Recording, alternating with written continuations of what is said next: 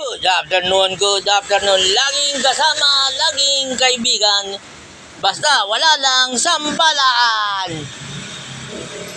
Ito nga po pala yung bellhorn ko. Ayun na naman gumana. Nasira na naman. Dahil, ay nako. Nasira na naman yung bellhorn ko. Dahil po dyan, na-discover ko. Eto, naputol.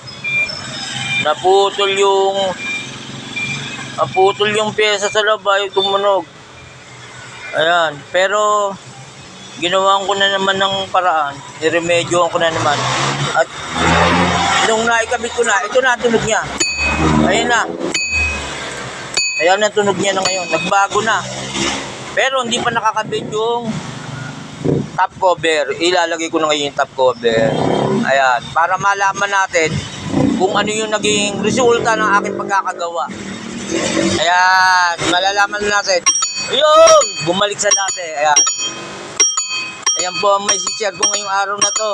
Ang aking pagre-repair ng aking bellhorn. Ayan, gumagana na naman siya. Maayos na naman po. Magagamit ka na naman sa pang araw-araw kong pamumuhay. Napakahalaga po sa akin ito eh. Dahil pag wala akong busina, alam nyo na, mga iba't ibang bihikulo sa kalsada, tayo ay ginigipit dahil tayo ay nakabisikleta lang. Pero hindi nila alam, napaka-special itong bisikletan to. Naka 5 speed po to. Minsan, pina 5 speed ko. Joke lang. Yan lang po ang may share ko ngayong araw na to.